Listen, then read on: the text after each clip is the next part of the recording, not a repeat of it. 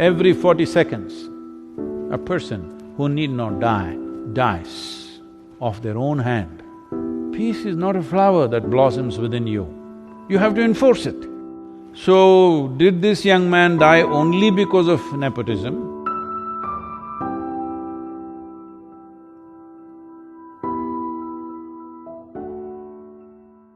After the recent death of a Bollywood star, there is a lot of debate in the country about nepotism. Some people believe it is their karma that they are born into a certain privilege. Is this true? The Mumbai cinema scene lost a upcoming star. Well, you can always… and he committed suicide. Must be just over 30 years of age, I think, I'm not sure, I've only seen him now after his death, otherwise I had not heard or seen of him because I know very little about Indian cinema, I should say.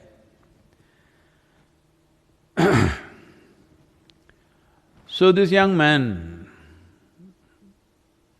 who had a one, I think, very successful movie, who is an upcoming star, people were looking at him as a promising talent. Suddenly, one morning he commits suicide, hangs himself. So kind of people are shocked. While you're particularly aiming at nepotism, well, that could also have added to things. But you must understand, every year, 800,000 people take their own life. Between 15 to 29 years of age, suicide is one of the biggest causes of death in the world. 800,000 people per year means every 40 seconds somebody is taking their own life.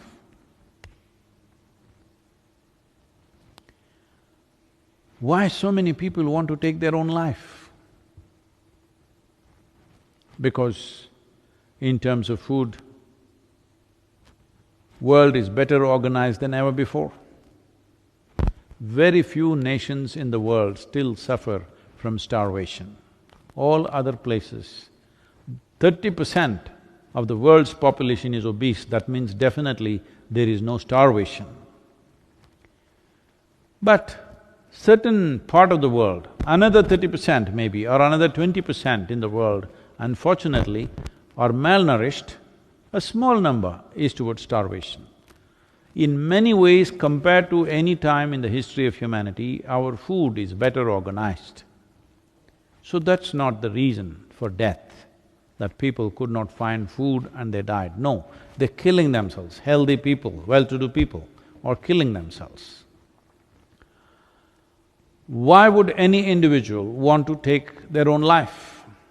You do one thing, go outside, find an ant. See, you try to trap him, try to act like you want to harm him. He will do everything possible to save his life, because that is the nature of life. An ant does not think, I'm just an ant, a worthless little ant, what is there if I die? That thought never occurs to him, because he is programmed by nature that life is the most significant dimension that's happening to him. Other aspects of his life, whether they're happening or not, we do not know.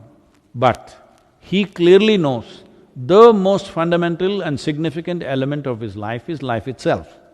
Every creature in this world understands that. Only a human being somehow can defeat this. When your survival is in question, you also understand that. But when survival is not in question, then your psychological realities become bigger than your existential reality. Because of this, if it's wrong kind of thought process and emotions start happening, you will start moving in this direction. Well, there's a whole lot of people who constantly hitting me because I said, whether you are well or ill, physically and mentally, is your choice. Well, Sometimes you may get infected with something. Infections and things that come from outside are different. But things that you generate from within is entirely your choice. You may not know how you're making the wrong choices, but knowingly or unknowingly you're making the wrong choices because all chronic sufferings that you have, physical or mental, is generated from within. Maybe it is so strongly generated, sometimes you feel helpless about it. True, I agree with that. But at the same time, how much intensity of problem do you suffer and how you suffer is definitely controllable from within. A whole lot of people go into depressed modes at various times in their lives when things don't happen the way they think it should happen. If two things today do not happen the way you want them to happen, by today evening you may be somewhat depressed. In the evening, you may sit there and talk yourself out of it, or maybe you sit with your friend and they talk you out of it, sit with a loved one and they talk you out of it, or you slept over it and tomorrow morning you are out of it. This is happening to a whole lot of people. But some people go into that and they are not able to come out. The slope was too steep, they could not climb up that evening or next day. They lasted for 3 days or 5 days and then they sought professional help. If you seek professional help also, in the initial stages, they're only trying to talk you out of it. You can call it a therapy, you can call it whatever. Essentially, they are trying to talk you out of it. Maybe they're professionally trained to do that, but your loved one or your friend may do it in their own way, or you might do it in your own way. So I'm saying, if you have slid into a depressed state, you can be talked out of it. If somebody can talk you out of it, you can also talk yourself out of it. You must understand, staying sane is hard work, because going crazy is so easy. Staying sane in every kind of situation that you face is lots of work. Somebody was asking me this question about peace. Peace is not a flower that blossoms within you. You have to enforce it. You have to enforce it, you have to make sure that you're peaceful. Otherwise, when things that you don't like happen around you, if you're exposed to the world as I'm exposed, 90% of the time, things that you don't like are happening all over the damn place. So to lose your peace is very, very easy unless you learn how to enforce it. That means you've taken the faculties that you have into your hands. If your faculties of thought and emotion was in your hands, you would not go into depression. Well, why you went to depression, in what different ways circumstances pushed you into that is a questionable thing. In every family, when suicides happen, somebody will be feeling guilty about it because they think, oh, maybe I should not have said this. If I had not said this, it would have not happened. We don't know, maybe somebody else would have said it. Many parents have come to me like this, not one or two, many, where their teenage children have committed suicide just because they said something, you know. They said something little strongly at a certain moment because they're not studying properly or they're not behaving properly or one little push and they just went and took their life. Parents are living with that suffering for the rest of their lives because they keep on thinking it's because of me, I shouldn't have said it. But there is no such thing that you can say all kinds of things and nothing will happen. At one moment you say something and somebody could do this because all they needed was that little trigger. So, did this young man die only because of nepotism? I don't know. I don't know the man, but I don't think so. But did that also play a role? Possibly in his mind, because he felt he was put into an unfair level of competition. You cannot compete with somebody who are privileged who are entitled in some way. Anyway, they will get what they have to get irrespective of their talent or their capabilities, and you have to strive maybe doubly hard.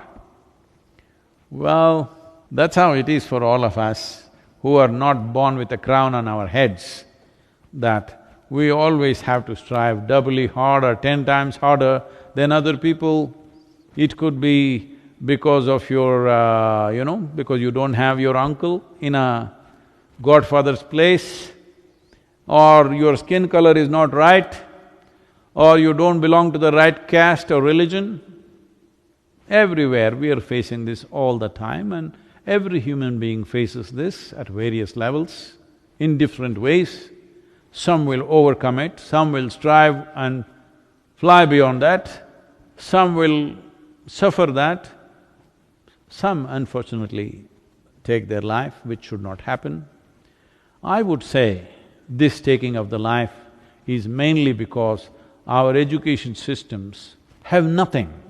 Nothing means absolutely nothing at all in the whole process of growing up as to how a human being should handle his or her faculties, how they should address themselves. It's all about fixing the world, it's all about knowing about the galaxies out there, about every atom in the universe, all kinds of stuff, not a thing about this one. For that we are paying a price as a generation.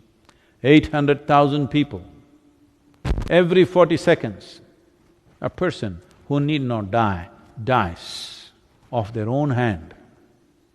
This is the worst tragedy that's happening in the world, and people are expecting these numbers will rise in the next 10 years in a big way. Whatever that big way is, if 800,000 is not big enough, what is big, I don't know. This is mainly because there is no system teaching how to manage your chemistry. This is why yoga, this is why inner engineering is so significant.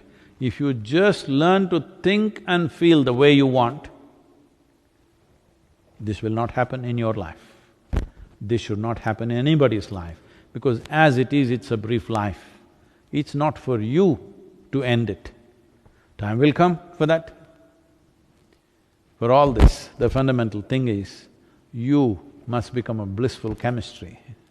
If this one thing, if you work for, if you provide tools for every human being on this planet to make this happen, now we're starting a movement in Tamil Nadu. Once this pandemic threat goes away reasonably, we will start this in village to village, town to town.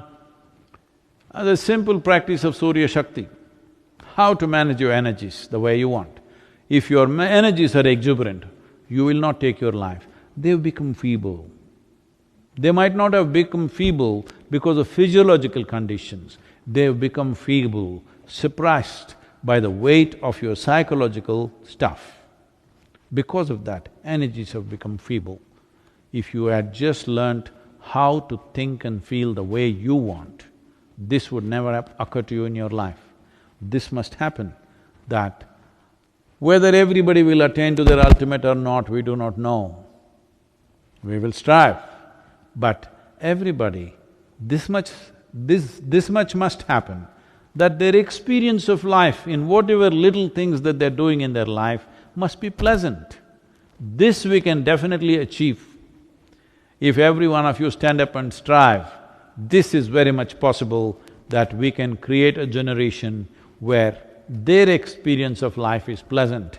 They need not imbibe any chemicals in the form of drugs, alcohol or this or that. Simply to sit here peacefully and blissfully, every human being should be capable of this, because this much awareness and intelligence is invested in every human being.